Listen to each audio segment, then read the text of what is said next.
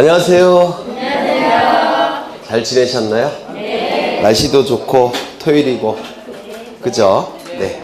요약집 나왔는데요. 요약집이 생각보다 두꺼운 것 같아요. 왜요? 안 두꺼운가요? 원래 제 기준은 딱 100페이지, 50장이 원래 제 목표인데 그렇게 못 만들었어요. 내용을 좀 더 충실하게 하느라고 그렇게 못 만들었는데요. 제가 볼 때는 요약집 갖고 10개 정도는 커버가 될 거예요.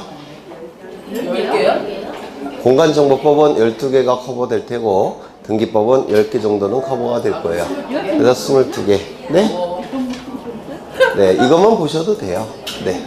다만 이제 좀 빠지는 것들은 이제 문제집이나 기출문제집 있죠? 그걸로 보충해 주시면 돼요. 저한테 제가 고맙죠? 네, 거의 다 집어넣었어요. 출제되는 부분은 거의 다 집어넣고요. 자꾸 반복해서 읽으시면 될 겁니다. 이걸 자꾸 반복해서 읽으셔서 한 10번 읽으시면 한 20개 이상은 다 나오실 거예요. 그래서 이제 처음부터 공간정보법부터 하기는 좀 그래요. 왜냐면 등기법을 나중에 하니까 등기법 뒤에 조금 날아가는 부분이 있죠. 그래서 이번에는 등기법부터 진행을 할 예정입니다. 그래서 지금은 5월달이기 때문에 민법이 어느 정도 되어 있다 보고 등기법부터 진행할 생각이에요. 그 문제집이 있죠. 뭐 기출 문제집이 가지고 계실 수도 있고 또는 단원별 문제집을 가지고 계실 수도 있겠는데 그 문제집을 같이 풀어 나가시면 될 거예요. 거기에 해당되는 부분에 대해서 문제집을 같이 풀어 나가시면 될 테고요. 이해 안 되는 부분이 있으면 저한테 오셔요. 그걸 물어보시면 되겠죠. 이제 진행을 하겠습니다. 64쪽에 공시의 원칙과 공신의 원칙이 있는데 이건 민법에서 다 하시죠? 하셔요? 안 하셔요? 하시죠? 그러면 여기서 뭐 내용은 다 여러분들이 아실 텐데 공시의 원칙은 그 의미가 뭘까요? 네? 공시의 원칙은 그 의미가 뭘까요?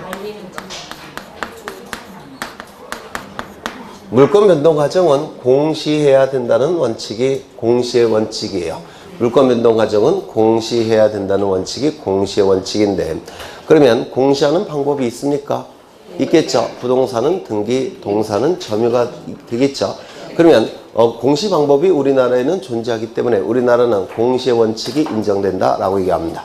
부동산의 경우에는 등기, 동산의 경우에는 점유, 공시 방법이 인정되기 때문에 물권 변동 과정은 공시가 될 수가 있어요. 그래서 우리나라는 공시의 원칙은 인정된다라고 얘기합니다. 그러면 이 공시의 원칙과 유사한 게 공신의 원칙이죠.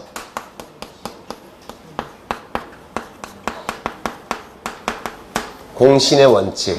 이건 믿을 신자인데 공신의 원칙은 무슨 뜻입니까? 공시 방법을 신뢰하고 거래를 했을 때 권리취득을 인정한다는 원칙이 공신의 원칙이에요. 즉 공시 방법을 신뢰해도 좋다는 원칙이 공신의 원칙이라고 얘기합니다. 그러면 우리나라는 공신의 원칙이 인정되느냐? 이게 문제가 되는데 공신의 원칙이 우리나라에서 인정됩니까? 인정되지 않죠. 우리 민법 107조, 108조, 109조, 110조의 제3자 보호에 대한 규정들은 공신의 원칙과는 관련이 없죠. 이거는 별도의 제도예요. 공신의 원칙과 관련된 제도가 아니라 별도의 제도입니다. 따라서 우리나라는 공신의 원칙이 인정된다, 안 된다? 안 된다. 맞아요? 아니에요. 부동산은 공신의 원칙이 인정 안 되지만 동산의 원칙은 공신의 원칙이 인정이 되죠. 맞아요.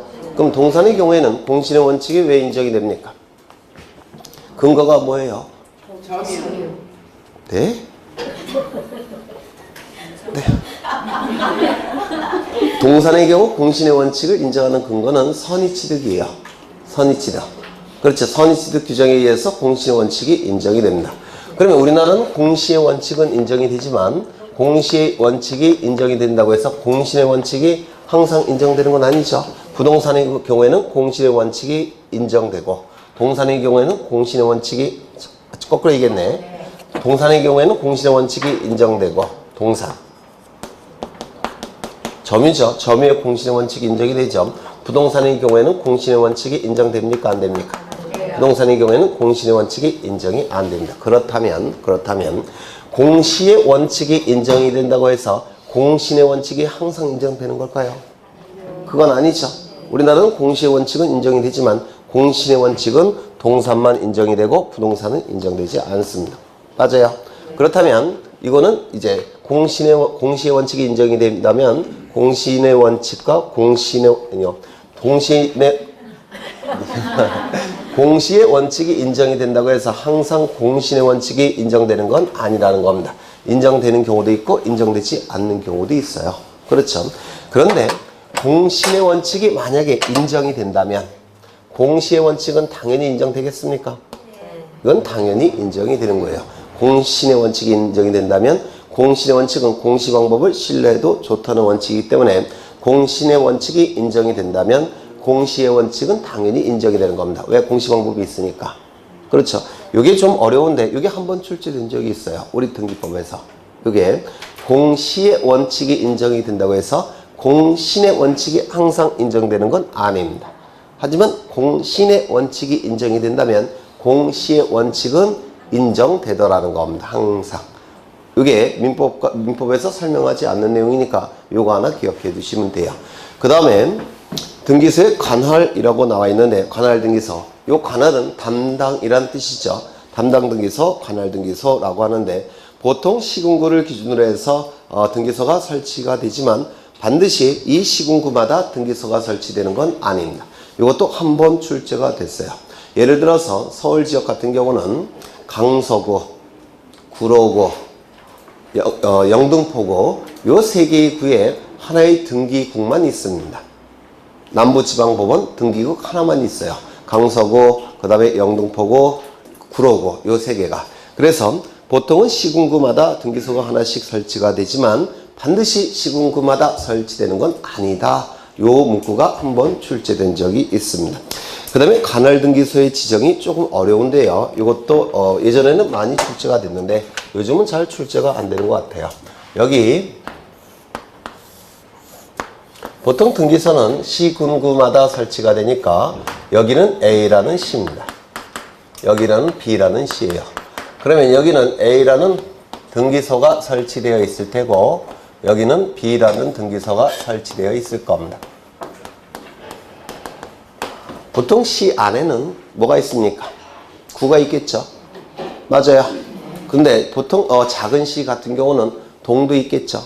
그렇죠. 이건 작은 시라고 봐서 여기는 4개의 동으로 구성이 되어 있습니다. 4개의 동으로.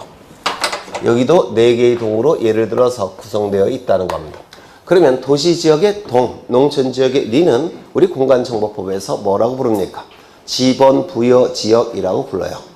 맞아요. 그러면 지번부여지역을 잘게 쪼갠 개념이 뭡니까? 필지. 맞아요. 그러면 이게 동이라고 한다면 이 동을 잘게 쪼갠 것이 바로 필지가 될 겁니다. 잘게 쪼갠 것이 이렇게 필지가 될 거예요. 그 다음에 이쪽도 잘게 쪼개면 필지가 될 겁니다. 동지역이니까 잘게 쪼개면 이게 하나가 필지가 될 거예요. 그렇다면 이 필지라는 개념은 양쪽 시에 걸쳐서 존재할 수 있을까요? 없을까요? 이렇게 존재할 수 있습니까? 없죠. 왜? 그 전에 여기서 이미 쪼개졌으니까. 그래서 이 한 필지는 양쪽 동, 양쪽 리에 걸쳐서 존재할 수 없기 때문에 양쪽 시에 걸쳐서도 존재할 수 없습니다. 요거 이해가 되실까요? 그렇죠. 그래서 이 한 필지는 양쪽 시에 걸쳐서 존재할 수가 없다는 겁니다.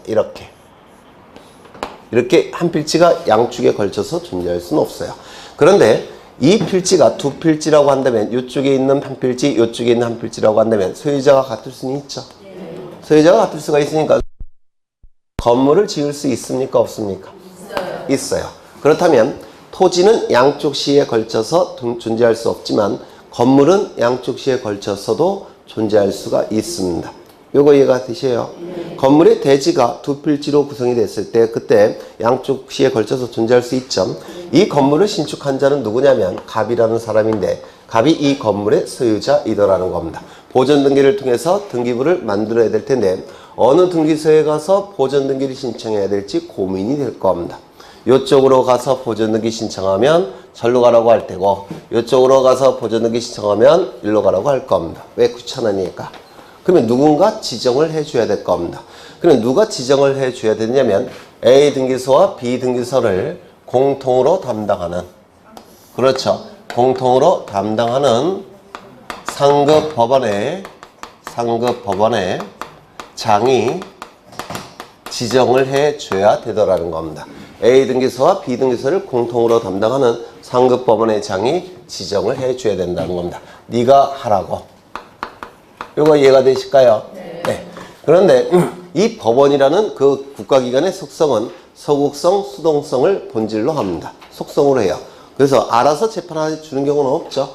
누군가가 소송을 제기해 줘야지만 재판하는 거죠. 이것도 마찬가지예요. 그래서 이 상급 법원의 장은 요 갑이 관할을 지정해 달라고 신청하는 경우에만 지정을 해준다. 관할을 지정해 달라고 신청하는 경우만 지정을 해줘요. 이때 이 관할의 지정을 공통의 상급 법원의 장에게 지정을 신청한다는 걸 기억해 두셔야 될 테고요. 이때 신청서는 누구에게 제출하느냐면 요 법원에 제출하는 것이 아니라 요 신청서는 요쪽에 제출하든지 요쪽에 제출해야 됩니다. 신청서는 등기소에 제출해야 됩니다. 둘 중에 한 군데에 제출하는 거예요. 이걸 좀 기억해 두셔야 됩니다. 관할의 지정은 누구에게 신청한다고요? 공통의 상급 법원의 장에게. 그렇죠. 하지만 신청서는 누구에게 제출한다고요? 등기소에 제출하는 겁니다. 양쪽에 다 제출할 필요는 없고 둘 중에 한 군데에 제출하는 겁니다. 비등기소에 제출했다면 이렇게 보낼 겁니다. 이를 송부한다 라고 불러요. 그래서 이 관할의 지정에서 출제가 될 수 있는 건 뭐냐면 첫 번째, 토지에 대해서는 관할의 지정의 문제가 나타나지 않는다는 거. 두 번째, 공통의 상급 법원의 장에게 관할의 지정을 신청한다는 것. 다만 신청서는 등기소에 제출한다는 것. 이런 것들이 이제 기본적으로 출제가 될 겁니다. 예전에 아주 어려운 문제가 한번 출제가 된 적이 있었는데요. 보통 법원은 대법원이 있죠. 맞아요. 그 다음에 뭐가 있을까요? 고등법원. 고등법원이 있는데 우리나라에 고등법원이 몇 개가 있느냐면 첫 번째 서울고등법원이 있죠. 그 다음에 서울고등법원은 수도권 그러니까 서울과 경기도, 강원도를 담당해요. 굉장히 넓은 지역을 담당하고 있고요. 그 다음에 전라남북도를 담당하고 있는 고등법원이 있어요. 광주고등법원. 그 다음에 충청남북도를 관할하는 고등법원이 있습니다. 대전고등법원. 그 다음에 경상남도와 부산을 담당하고 있는 부산고등법원이 있고요. 그 다음에 대구와 경상북도를 담당하는 대구고등법원이 있는데요. 총 몇 개인가요? 5개죠. 5개의 고등법원이 있습니다. 그 다음에 그 밑에 법원이 지방법원이라는 거예요. 이 지방법원은 보통 도마다 하나씩 설치되어 있습니다. 도마다. 그러면 이제 법원은 이렇게 3심제가 존재하는데요. 예를 들겠습니다. 이쪽은 용인시입니다. 경기도죠. 용인시예요. 경기도 용인시. 그 다음에 이쪽은 성남시입니다. 성남시와 용인시는 붙어 있나요? 네, 붙어 있을 것 같아요. 추측컨대. 그렇죠. 네. 그러면 이 용인시를 담당하는 등기소는 어디냐면 용인등기소예요. 그 다음에 이 성남시를 담당하는 등기소는 성남지원. 여기 보시면 지방법원 밑에 또 뭐가 있느냐면 지원이라는 법원도 있어요. 성남지원에 등기과라는 부서가 설치되어 있습니다. 등기소는 지방법원. 그 다음에 뭐가 있습니까? 등기소라는 명칭을 가진 국가기관이 등기소죠. 맞아요. 또 지방법원 그리고 지원. 기억나십니까? 이게 광의의 등기소예요. 그래서 이 성남지원에는 등기과라는 부서가 설치되어 있기 때문에 성남지원도 등기소라고 봅니다. 광의의 등기소예요. 토지는 이렇게 존재할 수 있습니까? 토지는 양쪽에 걸쳐서 존재할 수 없다고 했죠.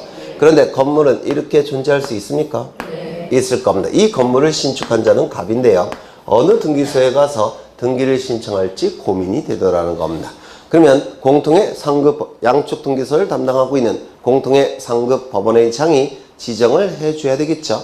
지정을 해달라고 신청도 해야 될 겁니다. 그러면 공통의 상급법원은 어디냐면 이 용인등기소는 경기도에 있죠. 경기도에는 지방법원이 2개가 있어요. 남쪽에 1개, 북쪽에 1개. 워낙 크니까. 저는 개인적으로 경기도를 나눠야 된다고 생각하는 사람인데 너무 크니까. 그렇죠. 그래서 남쪽에는 수원지방법원이 있고요. 북쪽에는 의정부 지방법원이 있습니다. 그렇다면 이 용인시는 남쪽에 있을까요? 북쪽에 있을까요? 남쪽. 여기 용인시와 연관이 있는 분 계십니까? 용인시로 이사 가본 건 어떨까 이렇게 고민 중인데 좋은가요? 근데 거기는 큰 도로들이 너무 많이 뚫려 있어 갖고 아닌가요? 아, 네? 그죠? 고민 중입니다. 네. 그러면 이제 여기는 어디라고요? 수원지방법원. 그 다음에 이 성남시도 경기도 아래쪽에 있죠. 네. 따라서 이것도 어딜까요? 수원지방법원. 그러면 공통입니까? 네. 공통이죠. 따라서 수원지방법원에 장에게 관할의 지정을 신청하는 겁니다. 관할을 지정을 신청하게 돼요. 그러면 수원지방법원에서는 네가 해라 이렇게 지정을 해줄 겁니다. 그러면 여기가 뭐가 되는 겁니까? 담당 등기소가 되는 겁니다. 그렇겠죠? 네. 두 번째,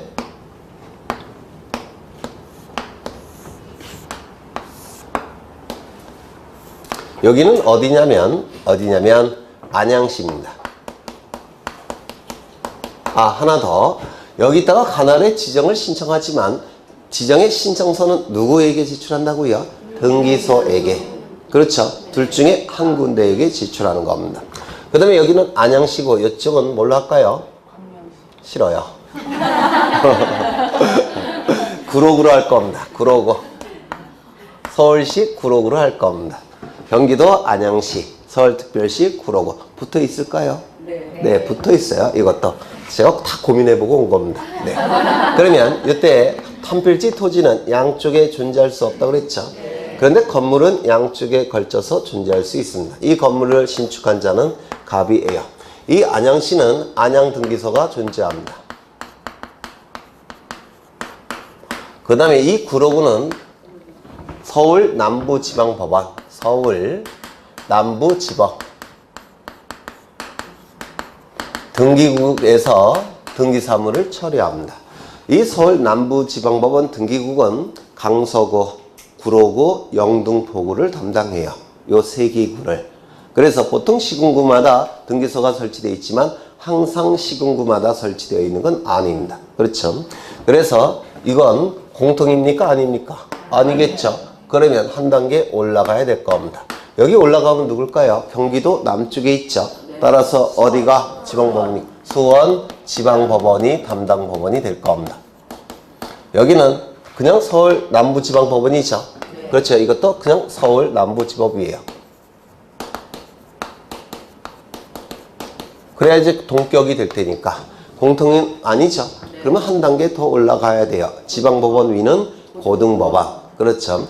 그런데 이 고등법원은 5개가 있는데요. 아까 말씀드린 대로 5개가 있는데 서울, 경기도, 강원도. 여기는 서울고등법원에서 담당을 합니다. 그러면 상급법원은 어딜까요?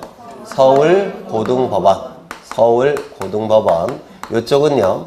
서울이니까 서울고등법원. 드디어 일치가 됐습니까? 따라서 서울고등법원의 장에게 관할의 지정을 신청할 겁니다. 그러면 서울고등법원의 장이 지정해 줄 겁니다. 그러면 이제 담당 등기소는 관할 등기소에서 처리가 돼야 된다는 겁니다. 되셨을까요? 이거 다 기출문제예요. 이제 하나 더 할 겁니다.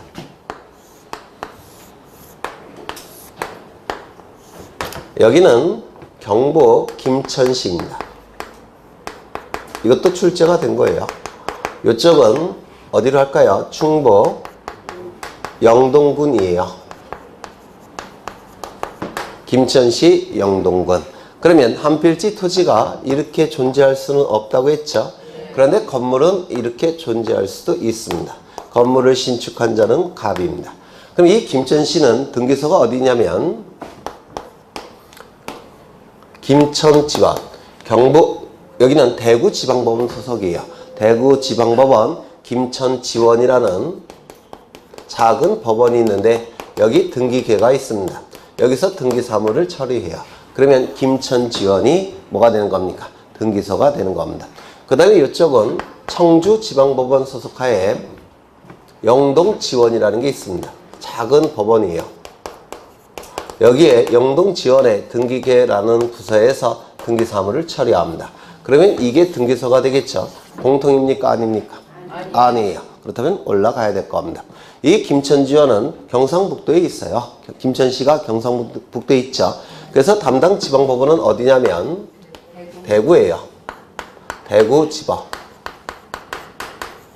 그 다음에 이쪽은요 충청북도이기 때문에 청주에 지방법원이 있습니다. 도청소지지에 보통 있어요. 여기는 청주지법. 공통입니까? 아닙니까? 아니죠. 올라가야 됩니다. 지방법원 다음에는 고등법원. 그러면 대구지방법원의 상급 고등법원은 어디냐면 대구고등법원이에요. 이쪽은 대전고등법원입니다. 공통입니까? 아닙니까? 아니에요. 글자가 한 글자만 같죠? 네. 올라가야 돼요. 그러면 여기 위에 올라가면 대법원. 이쪽도 대법원. 드디어 공통입니다. 따라서 대법원의 장에게 관할의 지정을 신청합니다. 그러면 대법원의 장이 관할을 지정해 줄 겁니다. 니네가 처리하라고. 그렇죠. 이제 김천지원이 담당 등기소가 되는 겁니다. 다만 신청서는 누구에게 제출한다고요? 등기소에 제출하는 겁니다. 신청서는. 그렇죠. 이게 다 출제가 됐었어요. 옛날에. 물론 이런 것들은 다 가르쳐 줄 겁니다. 아마도. 그렇죠. 그러면 책을 보시면 관할 등기소에 지정 나와 있는데 누가 지정해 준다고요? 각 등기소를 관할하는 상급 법원의 장이 지정을 해 주더라는 겁니다. 토지의 경우에는 관할의 지정이 나타나지 않는다고 했죠. 건물의 경우에만 관할의 지정이 나타날 텐데 건물의 경우 관할의 지정이 나타나는 경우 거기 예를 들어놨고요. 지정권자 공통의 상급 법원의 장이 지정을 하게 될 겁니다. 거기 예를 다 제가 써놨어요.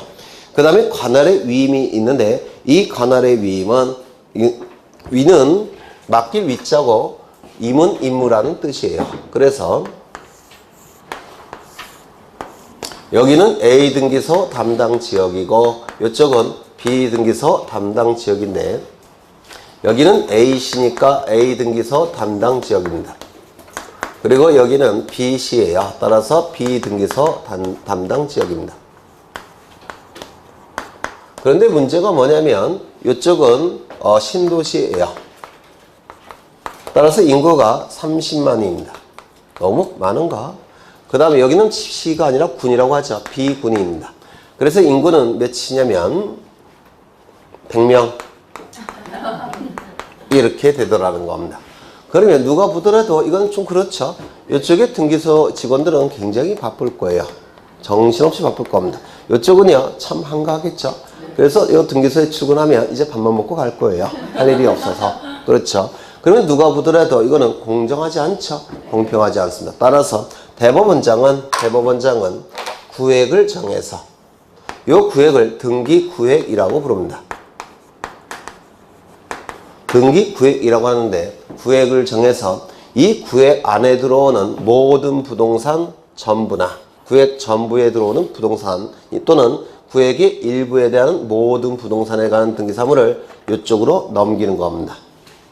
이를 비슷하게 처리하게끔 이를 관할의 위임이라고 부르는데 이 관할의 위임에서 출제가 될 수 있는 것은 위임권자가 누구냐? 대법원장.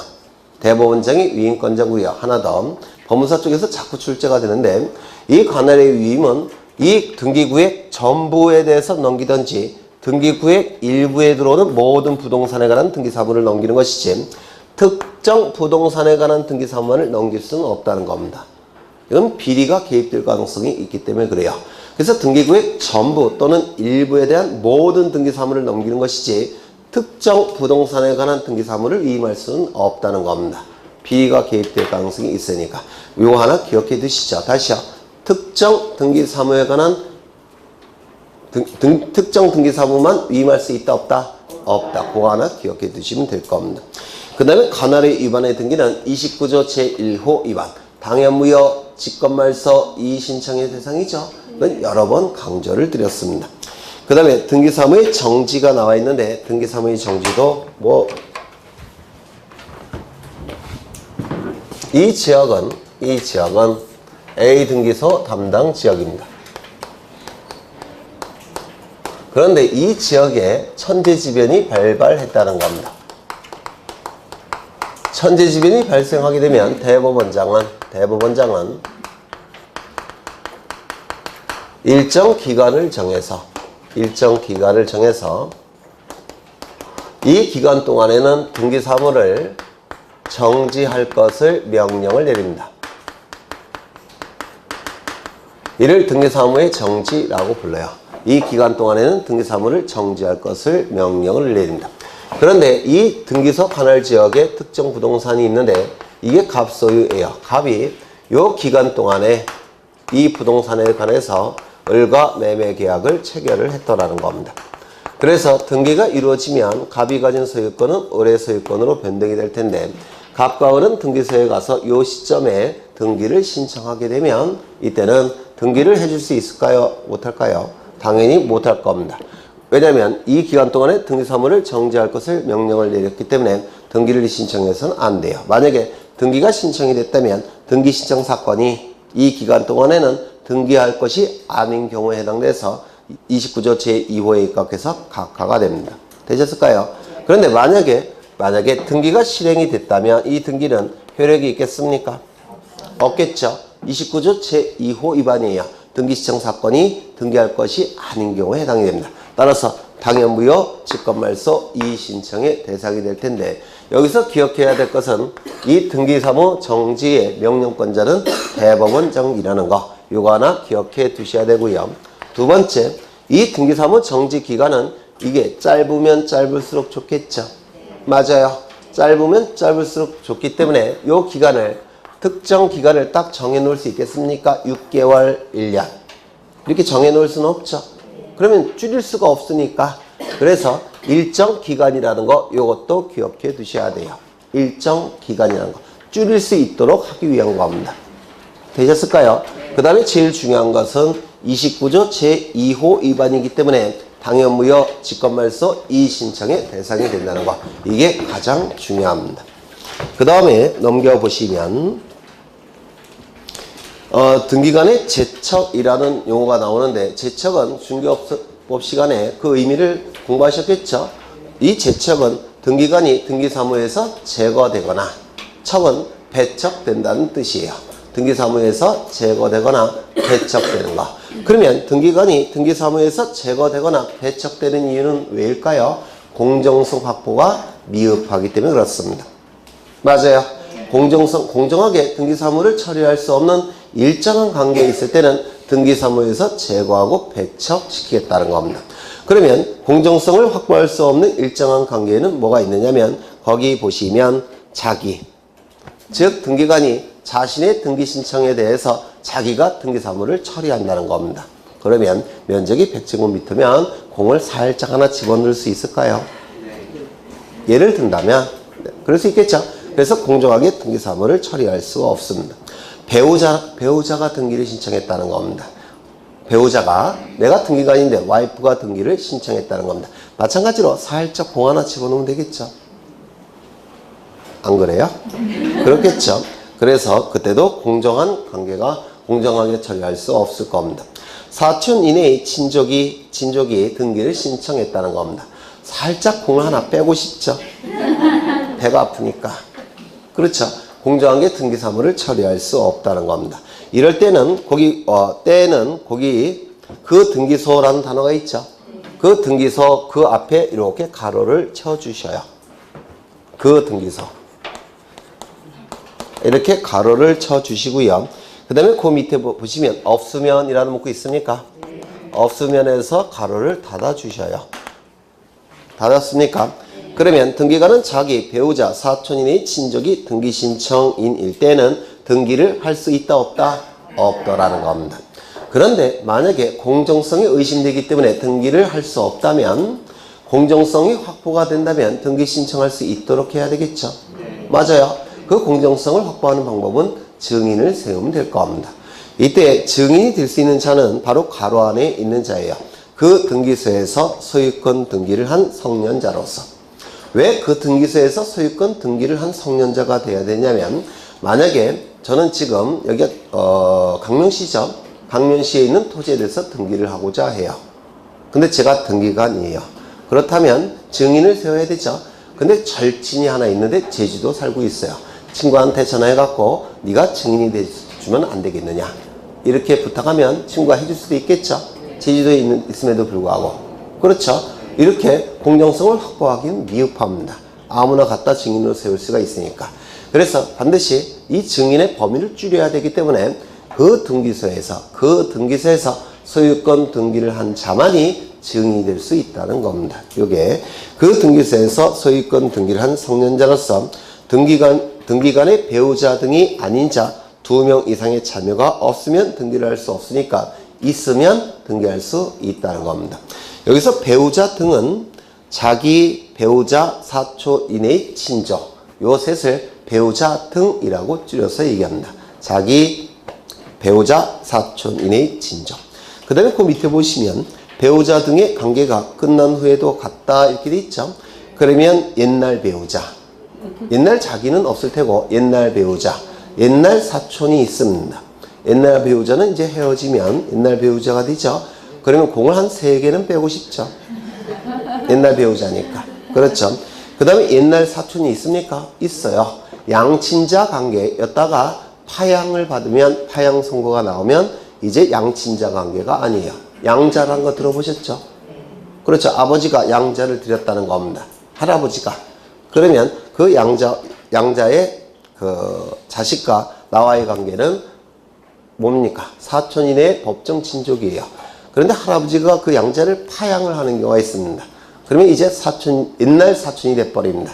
그래서 옛날 사촌인 경우에도 이때는 공정성을 확보할 수가 없기 때문에 등기를 신청할 수 없도록 한 겁니다.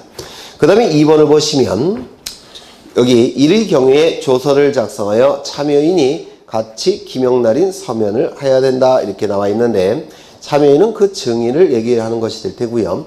기명날인 또는 서명이라는 표현이 있죠. 요거 갖고 자꾸 장난쳐요. 이놈의 출제하는 놈들이. 기명날인 및 서명 이렇게 정말 치사하죠. 그래서 요거 또는을 좀 기억해 두실 필요가 있고요. 그 다음에 이 등기간의 제척 사유에 해당하는 경우에 등기를 신청해서는 안 되겠죠.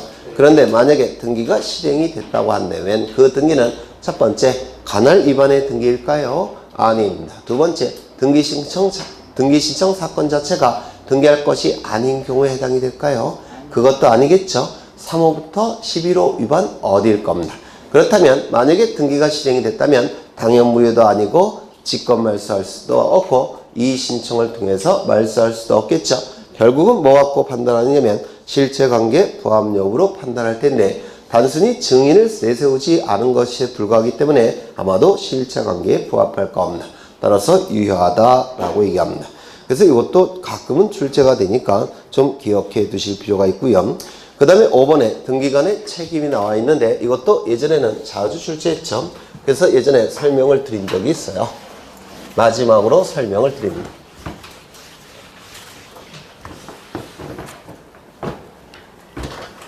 갑은 등기를 신청합니다. 등기소에 등기관에게 등기를 신청합니다. 그런데 이 등기관이 이 등기 신청에 대해서 부실한 등기를 하더라는 겁니다. 예를 들어서 피담보 채권 10억으로 저당권 등기를 신청했어요. 그런데 등기관이 잘못 실수해서 또는 일부러 공을 하나 빼먹고 채권에 10억 원에서 공을 하나 빼먹고 1억으로 등기를 했다는 겁니다. 부실하죠. 그렇죠. 그러면 이 부실한 등기를 통해서 갑은 손해가 발생할 수 있겠습니까? 손해가 발생할 수 있죠. 나중에 경매 절차로 넘어갔을 때 10억 원을 배당 받아가야 되는데 1억 원밖에 배당을 못 받아갑니다. 손해 발생할 수 있죠. 그런데 이 부실한 등기에 있어서 등기관이 일부러 고의로 고의라는 건 뭐냐면 고의는 일부러라는 뜻이에요. 일부러. 그 다음에 과실은 실수로라는 뜻입니다. 그런데 이 과실은 크게 두 가지가 있는데 가벼운 실수, 그 다음에 무거운 실수, 이렇게 두 가지 종류가 있어요. 그러면 가벼운 실수, 경과실은 뭐냐면 보통 사람들이 흔히 저지르는 실수, 이를 경과실이라고 부르고요. 중과실은 보통 사람이 절대로 저질러서는 안 되는 실수, 그걸 중과실이라고 불러요. 그러면 이때 등기관이 일부러 또는 절대로 저질러서는 안 되는 실수로 부실한 등기를 해줬다는 겁니다. 그러면 이 손해는 누가 책임을 져야 될까요? 등기관이 책임져야 되겠죠. 왜? 일부러 절대로 저질러서는 안 되는 실수로 부실한 등기를 통해서 갑에게 손해를 입혔다면 등기관이 책임을 져야 될 겁니다. 따라서 갑은 등기관에게 이 손해에 대해서 배상을 청구할 수가 있습니다. 당연한 겁니다. 이거는. 그런데 이 등기관은 자력이 충분하지 못할 수도 있죠. 공무원이니까 10억의 재산이 없을 수도 있어요. 그렇다면 만약에 자력이 충분하지 않다면 이 손해를 갑이 감수해야 되느냐? 그건 아니에요. 왜냐하면 이 등기관은 국가 소속의 공무원이에요. 그런데 국가가 제대로 관리 감독을 못한 겁니다. 따라서 누가 책임을 져야 될까요? 국가가 책임을 져야 됩니다. 국가 소속의 공무원이니까. 따라서 갑은 국가에 대해서 배상을 청구할 수가 있습니다. 이 손해에 대해서 국가에 대해 배상을 청구할 수 있습니다. 그런데 만약에 양쪽에 다 배상을 청구할 수 있다고 한다면 손해는 9억인데 18억을 배상을 받게 되죠. 맞아요. 근데 그 손해배상의 가장 큰 원칙이 뭐냐면 발생한 손해만큼만 배상을 받는 겁니다. 이게 손해배상법의 원칙이에요. 그러면 양쪽의 청구를 인정해서는 안 되겠죠. 한쪽만 청구할 수 있도록 해야 될 겁니다. 여러분 같으면 누구에게 청구할까요? 돈이 많은 국가에게 청구할 겁니다. 돈이 많아요. 제가 낸 세금이 얼만데 주세, 담배세 위주지만 네. 매일같이 내요. 주세, 담배세는. 매일같이. 그러니까 이게 한 번 낼 때는 금액이 크지 않지만 매일같이 내니까 1년을 기준으로 하면 네, 아주 많이 내는 것 같아요. 한 달을 기준으로 해서 제가 볼 때는 한 50만 원씩 내는 것 같은데 너무 많은가? 한 30만 원. 매일같이. 한 달같이 한 달에. 네, 여튼 국가에 배상 청구할 수 있을 겁니다. 만약에 국가가 배상을 해준다면 국가는 등기관에게 손해배상이 아니라 보상을 구할 수가 있습니다. 이걸 구상권이라고 불러요. 이 등기관은 일부러 또는 절대로 저질러서는 안 되는 실수로 손해를 입혔죠. 결국은 등기관이 책임을 져야 됩니다. 따라서 국가는 배상을 해준 다음에 등기관에게 보상을 구하는 권리를 행사하게 됩니다. 이를 구상권이라고 불러요. 보상을 구하는 권리. 그래서 등기관은 어차피 난리 난 겁니다. 두 번째. 이 등기관에게 가벼운 실수만 있다는 겁니다. 경과실. 누구나 흔히 저지르는 실수예요. 경과실로 부실한 등기를 해줬는데 이때 이 손해에 대해서 경과실이 있는 등기관에게 배상을 청구할 수 있다라고 한다면 등기관이 되는 자는 없어요. 미쳤나요? 누구든지 흔히 저지르는 실수를 통해서 10억 원, 9억 원을 배상해 줘야 된다면 그런 위험한 직업을 누가 선택하겠습니까? 정말 위험하죠. 그래서 이때는 등기관을 면책을 시킵니다. 가벼운 실수에 의해서 부실한 등기를 할 때는 누구든지 흔히 저지르는 실수이기 때문에 이때는 면책을 시킵니다. 면책을 시키지 않으면 절대로 등기관이 되고자 하는 자는 없습니다. 그렇죠. 그렇다면 배상 청구할 수 있습니까? 없습니다. 가벼운 실수만 있을 때는.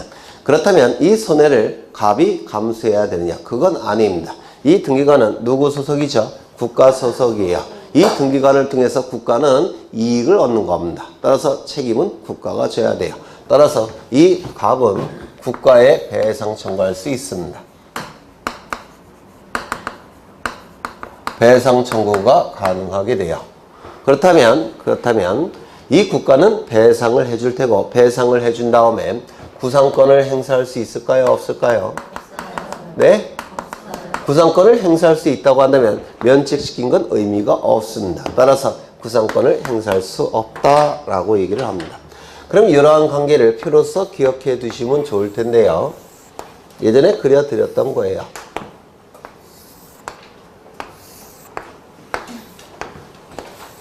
먼저 등기관에게 고의 중과실이 있는 경우, 그 다음에 등기관에게 가벼운 실수만 있는 경우, 이렇게 둘로 나눠서 판단합니다. 첫 번째, 국가에 있느냐. 둘 다 국가 소속의 공무원이니까 배상 청구할 수 있겠죠.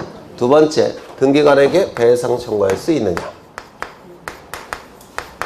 등기관에게 배상 청구할 수 있느냐가 문제인데, 등기관이 고의 또는 큰 실수로 그럴 때는 배상 청구할 수 있다고 했죠. 그런데 경과실일 때는 어떻게 한다고 했습니까? 면책을 시킨다고 했어요. 따라서 청구할 수 없을 겁니다. 그렇겠죠. 그 다음에 세 번째, 그렇다면 선택적 청구하는 거냐, 선택적 청구를 할 수 있냐. 양쪽에 다 청구할 수 있으니까 둘 중에 하나 선택해야 되겠죠. 선택적 청구가 가능할 겁니다. 이쪽은 선택할 수 있습니까? 없을 겁니다. 선택적 청구가 허용되지 않을 겁니다. 세 번째, 구상권을 행사할 수 있냐. 국가가 배상해 준 다음에 등기관에게 구상권을 행사할 수 있느냐. 이때 등기관에게 고의 중과실이 있을 때는 보호받을 가치가 없죠. 따라서 등기관이 결국은 책임을 져야 됩니다. 그런데 등기관에게 경과실이 있을 때는 면책시킨다고 했죠. 따라서 구상권 행사할 수가 없습니다. 이러한 내용이 어느 법률에 규정이 되어 있냐면 국가배상법이라는 민사특별법에 규정이 되어 있습니다. 국가배상법 1조부터 5조인가 7조인가 거기까지 쭉 규정되어 있는 거예요. 이게 대단히 중요한 규정입니다. 이거 좀 기억해 두실 필요가 있을 것 같아요. 그래서 등기관의 책임이 나와 있는데 그러한 내용이 2번, 3번, 4번에 나와 있습니다. 거기 1번을 한번 보시면 거기 1번을 보시면 이것도 예전에는 종종 출제가 되는데요. 등기관의 업무는 두 가지가 있어요. 등기관은 두 가지 업무를 처리하는데 첫 번째, 등기사무를 처리합니다. 등기관의 업무는 두 가지가 있어요. 첫 번째, 등기사무를 처리할 테고요. 두 번째, 일반 행정 업무도 처리합니다. 이렇게 두 가지 업무를 처리하는데요. 등기사무는 공정성이 가장 중요한 핵심이에요. 따라서 어느 누구의 지시 감독에 복종할 이유가 없습니다. 그래서 독립된 국가기관입니다. 이 등기사무에서만큼은 어느 누구의 지시 감독을 따를 필요가 없습니다. 독립들 많이 알고 계셔. 판사들, 검사들, 국회의원들. 마찬가지로 이 등기사무에서만큼은 독립된 관청입니다. 등기관은. 그런데 일반 행정사무는 이때는 독립된 국가기관이 아니에요. 일반 행정 업무는 뭐냐면 당직 쓰는 거, 이런 거, 복사하는 거, 이런 것들은 상사의 지시 감독에 따라야 됩니다. 상사의 지시 감독에 복종해야 돼요. 왜냐면 국가 공무원이기 때문에 그렇습니다. 상사의 지시 감독에 복종해야 됩니다. 이론상으로는 이래요. 이론상으로는. 네. 그래서 거기 첫째 줄 보시면 독립적인 단독제의 기관이라는 문구 있죠. 두 번째 보시면 상사의 지시 감독에 복종할 의무 이렇게 돼 있죠. 네. 그래서 국가공무원 조직은 특별 권력 관계라고 해서 상사의 지시에 복종해야 됩니다. 그래서 이것도 예전에 종종 출제가 됐고요. 이제 구분건물 등기부를 볼 겁니다. 구분건물 등기부.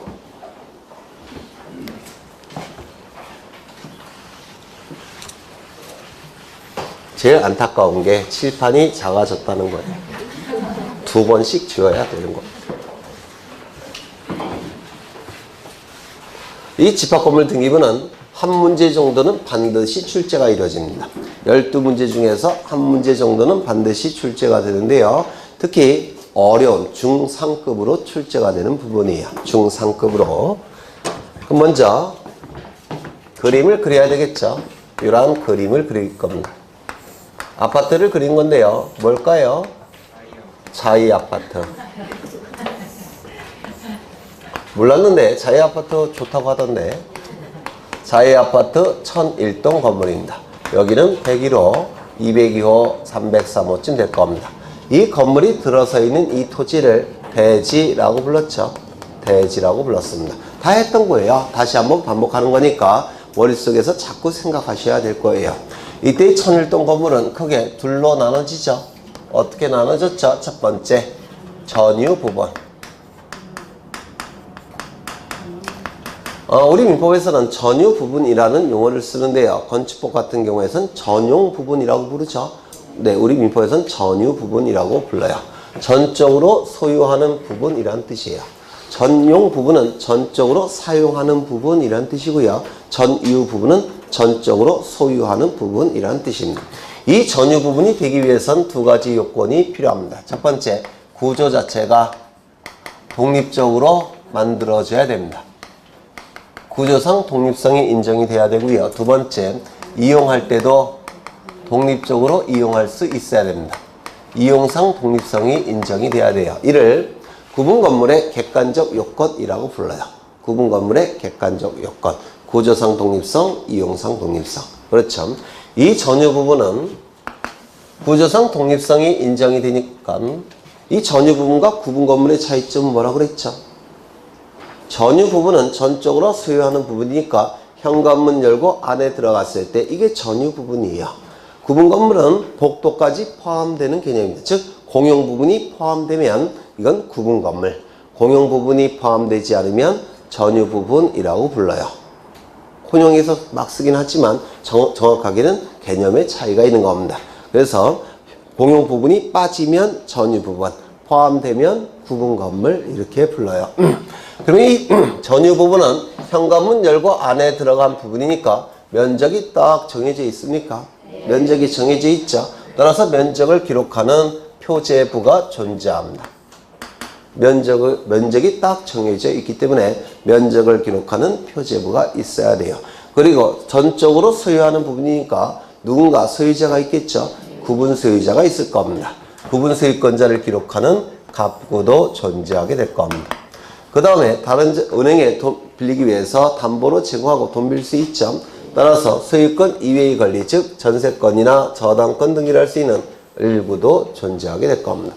그래서 전유 부분은 표제부, 갑구, 을구가 존재하는데 요 세트가 몇 세트 있겠습니까?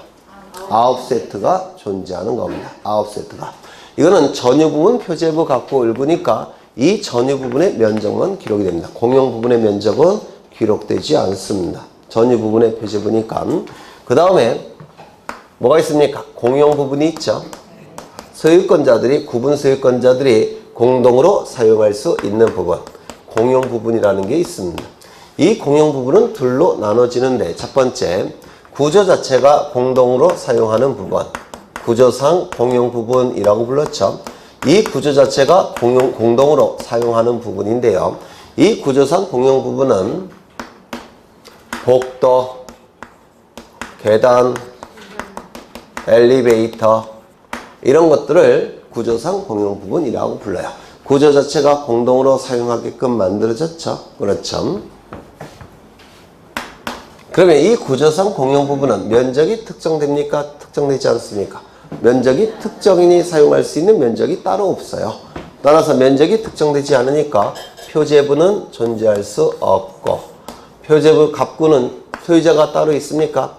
소유자가 따로 없어요. 101호 소유자부터 303호 소유자, 전원이 소유자예요. 따라서 소유자가 특정되지 않기 때문에 갑구도 존재하지 않고 을구도 당연히 없습니다. 갑구가 없다면 을구도 존재할 수가 없습니다. 그렇다면 구조상 공용 부분은 등기할 수 있다 없다? 없다 이렇게 얘기할 겁니다. 표제부도 없고 갑구도 없고 을구도 없으니까.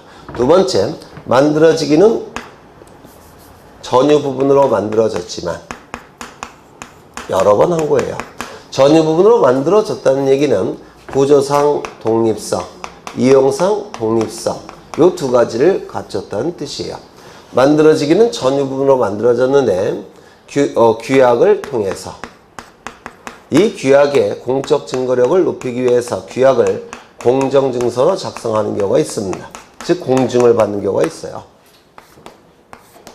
전유 부분으로 만들어졌지만 규약이나 공정증서를 통해서 공동으로 사용하자고 정한 부분이 있는데 이를 규약상 공용부분이라고 부릅니다. 그러면 만들어지기는 그럼 이런 규약상 공용 부분은 뭐가 있느냐면 뭐가 있을까요? 관리사무소, 노인정 이런 것들을 규약상 공용 부분이라고 불러요. 여기 101호 소유자부터 303호 소유자 9명이 1억 원씩 각출해 갖고 2층짜리 건물을 짓습니다. 그러면 101호 소유자부터 303호 소유자가 이 건물의 소유자죠. 맞아요.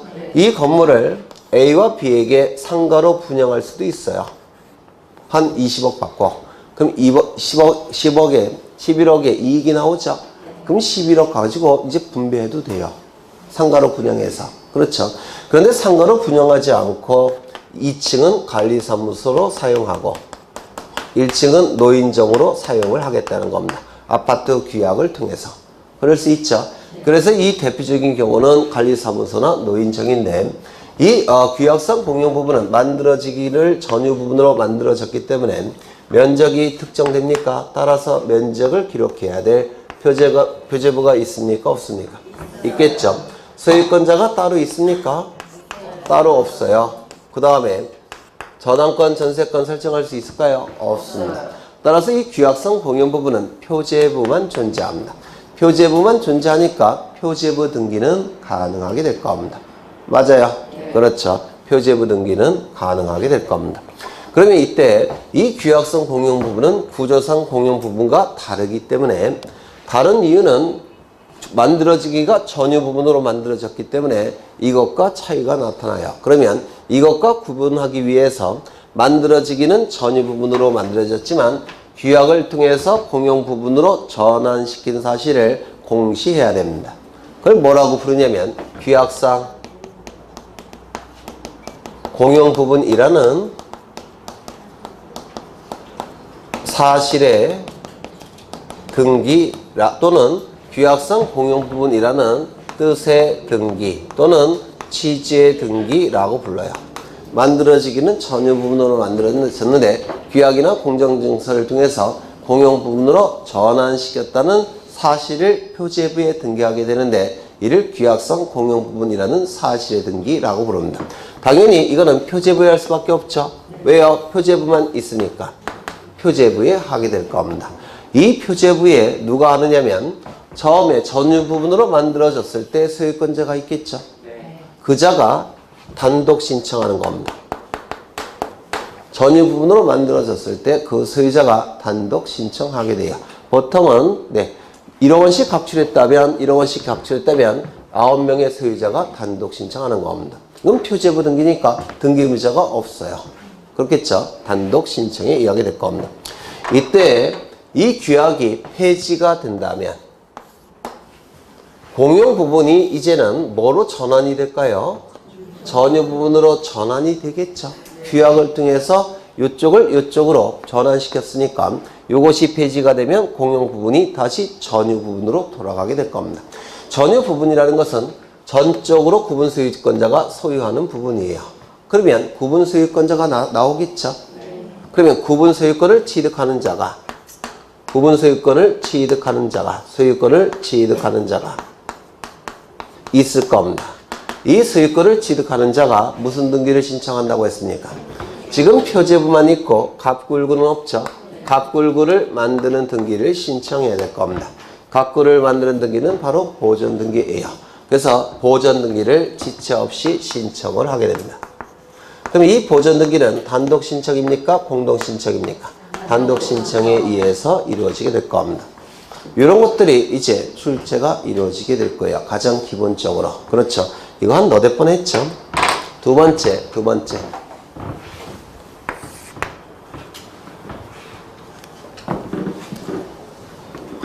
다시 그려보면